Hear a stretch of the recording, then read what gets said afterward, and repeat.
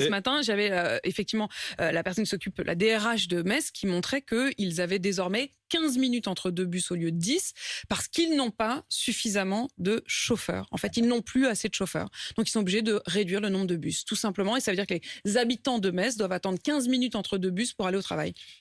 La rémunération d'un chauffeur de Metz, me semble-t-il, c'est 1 560 € net. Non, c'est 2080. Brut. Oui, 2080 € brut pour un temps plein en CDI. Oui, mais ça fait 1 560 € net.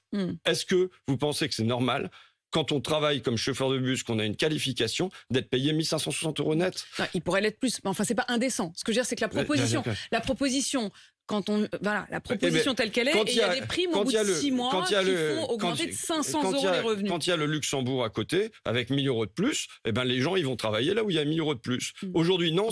Le Luxembourg, c'est marrant que vous preniez quand même le Luxembourg comme exemple. Alors, il y a des moments où, quand c'est un pays de riches, vous trouvez ça finalement pas mal. Parce qu'effectivement, ils ont de l'argent à redonner. D'accord, mais aujourd'hui, le travail doit être payé plus. Au Luxembourg, ils ont peut-être les moyens de le faire. Mais aussi en France, nous avons les moyens de le faire. Madame Apolline de la Malherbe, quels ont été les bénéfices du CAC 40 cette année? Colossal. Combien? Non, j'ai pas le chiffre, mais c'est colossal. Autant j'ai les chiffres du salaire du chauffeur de bus à Metz, mais là, effectivement... 160 milliards d'euros.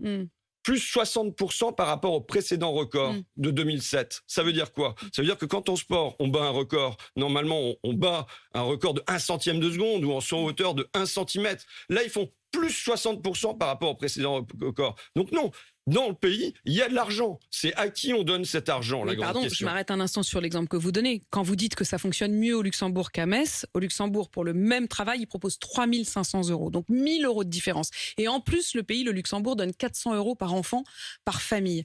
Quoi qu'il arrive, quels que soient les revenus. Est-ce que ça, c'est votre modèle? Non, mais... Le Luxembourg, c'est votre modèle? Mais non, j'ai pas comme modèle le Luxembourg, et vous le savez bien. Mais j'ai comme modèle que il y a du respect pour les gens qui travaillent.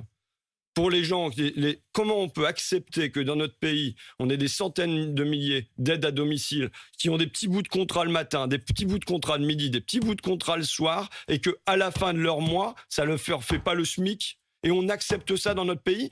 Est-ce que dans le programme, si dans la loi pouvoir d'achat, il y a le SMIC pour toutes les auxiliaires de vie, je peux vous assurer que je voterai dès demain cette partie.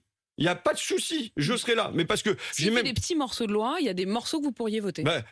Mais il faut qu'il soit significatif. Mais vous savez, moi j'ai voté quand ça a été 200 millions d'euros pour les auxiliaires de vie, je l'ai voté. Alors que franchement, c'est l'aumône, c'est l'opération pièce jaune. Il faut que les travailleurs dans ce pays, c'est lui qui le disait, qui tiennent le pays debout. C'est pas le CAC 40 qui le tient. Ce sont les auxiliaires de bus, ce sont les chauffeurs de bus. Eh ben, il faut que dans ce pays, ils soient payés comme il faut.